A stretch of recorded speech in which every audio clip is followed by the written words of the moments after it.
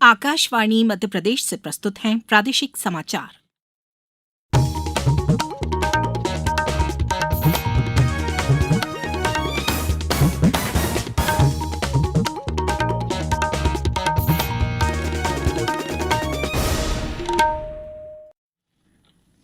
नमस्कार, समाचारों के साथ मैं राना शाहिद। पहले इस बुलेटिन के मुख्य समाचार। लोकसभा चुनाव के अगले चरणों के लिए प्रचार चरम पर। प्रधानमंत्री ने महाराष्ट्र में, राहुल गांधी ने ओडिशा में किया प्रचार। 4 जून को होने वाली मतगणना के लिए प्रदेश में तैयारियां जारी। प्रदेश में अगले 2 दिन जारी रहेगा आंधी और बारिश का दौर। 17 मई के बाद तापमान में होगी वृद्धि। और आईपीएल में अब से कुछ देर बाद राजस्थान रॉयल्स का सामना पंजाब किंग्स से गुवाहाटी में। अब समाचार विस्तार से।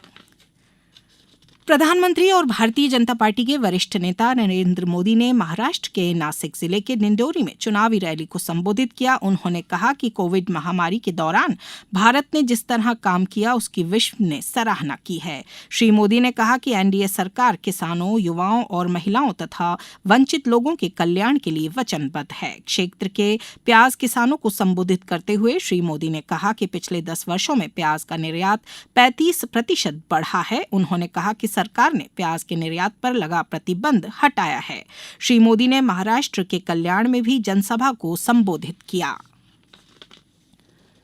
कांग्रेस के वरिष्ठ नेता राहुल गांधी आज ओडिशा के बलांगीर में एक बाइक रैली में शामिल हुए और एक चुनावी रैली को संबोधित किया।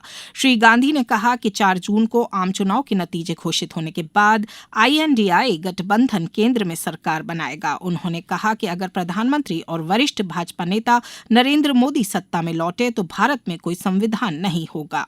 श्री गांधी ने मतदाताओं से वादा किया कि भारत गठबंधन सरकार का पहला निर्णय जाति आधारित जनगणना करना और देश में गरीब लोगों की एक सूची तैयार करना होगा ताकि उन्हें रोजगार और मासिक आय जैसे लाभ दिए जा सकें। इस बीच केंद्रीय गृह मंत्री और वरिष्ठ भाजपा नेता अमित शाह भी ओडिशा में अस्का लोकसभा सीट के अंतर्गत सोरदा और कंधमाल संसदीय क्षेत्र के अंतर्गत बौद्ध में सार्वजनिक बैठकों को संबोधित किया।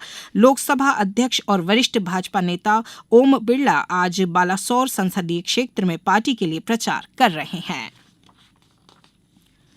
प्रदेश में 4 जून को होने वाली मतगणना के लिए तैयारियां जारी हैं। इसके लिए वरिष्ठ अधिकारी बैठकें कर समीक्षा कर रहे हैं। सागर में कलेक्टर एवं जिला निर्वाचन अधिकारी दीपक आर्य ने मतगणना स्थल शासकीय इंदिरा गांधी इंजीनियरिंग कॉलेज में की जा रही तैयारियों का निरीक्षण किया।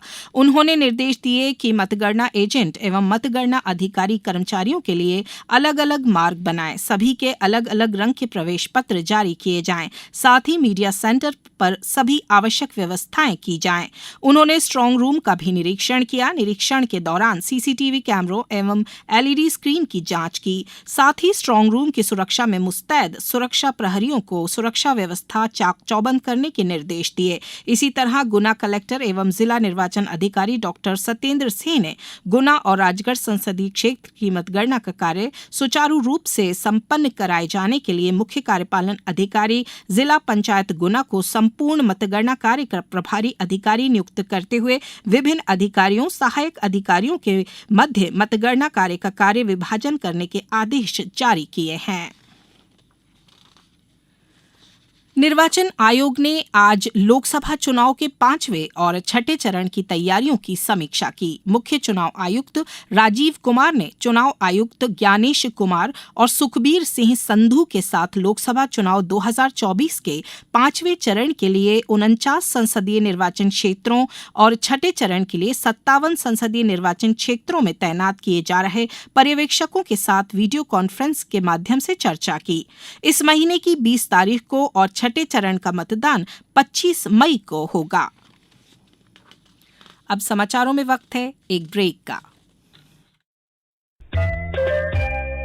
ये समाचार आप आकाशवाणी भोपाल से सुन रहे हैं। हमारे समाचारों को अब आप कभी भी और कहीं भी अपनी सुविधा के अनुसार सुन सकते हैं। ये समाचार बुलेटिन YouTube, ट्विटर और फेसबुक पर AIR न्यूज भोपाल पेज पर भी सुने जा सकते हैं। इसके अलावा आप हमारी वेबसाइट newsonair.nic.in पर अथवा AIR न्यूज ऐप पर भी समाचार सुन सकते हैं। ब्रेक के बाद समाचारों में एक बार फिर आपका स्वागत है। केंद्रीय मंत्री ज्योतिरादित्य सिंधिया की मां राजमाता माधवी राजे सिंधिया का निधन हो गया है। वह 70 साल की थीं।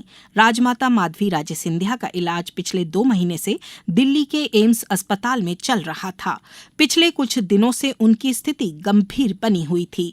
आज सुबह लगभग 9:30 बजे उनका निधन हो गया। उनका अंतिम संस्कार ग्वालियर में कल सुबह 11 बजे किया जाएगा। राजमाता माधवी राजे मूलतः नेपाल की रहने वाली थीं। वह नेपाल राजघराने से संबंध रखती थीं। 1966 में माधवराव सिंधिया के साथ उनका विवाह हुआ था। मुख्यमंत्री डॉक्टर मोहन यादव ने राजमाता माधवी राजे सिंधिया के निधन पर शोक जताते हुए कहा कि यह घटना हमारे लिए हृदय विदारक है। नागरिकता संशोधन अधिनियम 2024 की अधिसूचना के बाद नागरिकता प्रमाण पत्रों का पहला सेट जारी किया गया है। केंद्रीय गृह सचिव अजय कुमार भल्ला ने आज नई दिल्ली में 14 आवेदकों को नागरिकता प्रमाण पत्र सौंपे। गृह मंत्रालय के अनुसार कई अन्य आवेदकों को डिजिटल हस्ताक्षर युक्त प्रमाण पत्र ईमेल के माध्यम से भेजे जा रहे हैं। यह आवेदन 31 दिसंबर 2014 तक भारत में प्रवेश कर चुके पाकिस्तान, बांग्लादेश और अफगानिस्तान के हिंदू, सिख, जैन, बौद्ध, पारसी और ईसाई समुदायों के लोगों से प्राप्त हुए थे। प्रदेश के कई जिलों में बारिश और आंधी का दौर जारी है। मौसम विभाग ने अगले 2 दिन बारिश आंधी का अनुमान जताया है। इंदौर, बैतूल, धार, उज्जैन, मंदसौर, नीमच, शिवपुरी सहित 12 जिलों के लिए तेज हवा के साथ बारिश का ऑरेंज अलर्ट जारी किया है। इसके अलावा 17 जिलों के लिए येलो अलर्ट जारी किया गया है, जहां हल्की बारिश हो सकती है। इनमें भोपाल, रायसेन, कटनी, दमोह, बालाघाट, छिंदवाड़ा और सिवनी जिला शामिल हैं। मौसम विभाग के अनुसार 17-18 मई को प्रदेश के उत्तरी हिस्से ग्वालियर, चंबल संभाग में लू यानी गर्म हवाओं के साथ भीषण गर्मी पड़ सकती है। राजस्थान रॉयल्स का मुकाबला आज शाम 7:30 बजे पंजाब किंग्स के साथ गुवाहाटी में होगा।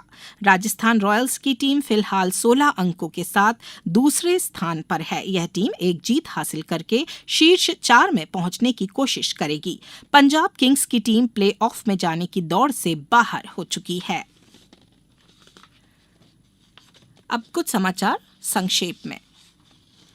भोपाल संभाग की अपर आयुक्त ने बताया कि विकास एवं राजस्व कार्यों की समीक्षा बैठक 17 मई को होगी। बैठक में राजस्व महाअभियान एवं राजस्व प्रकरणों, खाद्य पदार्थों की मिलावट पर रोकथाम, जिला पंचायतों की रैंकिंग, मनरेगा योजना, स्वच्छ भारत मिशन, लंबित अनुकंपा नियुक्ति के प्रकरण आदि की समीक्षा की जाएगी। अशोकनगर में आज सेवानिवृत्त शासकीय सेवकों के पेंशन प्रकरणों के निराकरण हेतु आयोजित शिविर में विभागों द्वारा 10 लंबित प्रकरण प्रस्तुत किए गए। इनमें से 5 प्रकरणों का निराकरण करते हुए पेंशन स्वीकृति आदेश जारी किए गए। शेष 5 प्रकरणों में आवश्यक कार्यवाही कर प्रस्तुत करने के निर्देश दिए गए।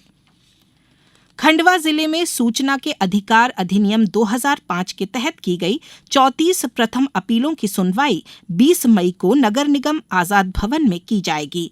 इसमें जनकार्य एवं उद्यान विभाग के 20 और राजस्व विभाग के 2 अपीलों पर भी सुनवाई की जाएगी।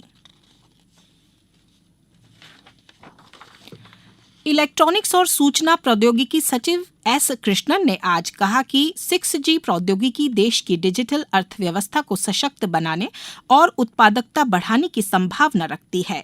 नई दिल्ली में भारत 6G 2024 सम्मेलन को संबोधित करते हुए श्री कृष्णन ने कहा कि 6G प्रौद्योगिकी का विकास उसी तरह का असरदार होगा जिस तरह का असर पहली औद्योगिक क्रांति में था। उन्होंने कहा कि 6G विशाल डेटा उत्पत्ति को बढ़ावा देगी। ये प्रौद्योगिकी सीखने के लिए आर्टिफिशियल इंटेलिजेंस को बेहतर इनपुट प्रदान करेगी। श्री कृष्णन ने सम्मेलन में एक बेहतर डिजिटल अवसंरचना में सहयोग करने के लिए उद्योगपतियों को प्रेरित किया। अंत में मुख्य समाचार एक बार फिर। लोकसभा चुनाव के अगले चरणों के लिए प्रचार चरम पर। प्रधानमंत्री ने महाराष्ट्र में, राहुल गांधी ने ओडिशा में किया प्रचार। 4 जून को होने वाली मतगणना के लिए प्रदेश में तैयारियां जारी।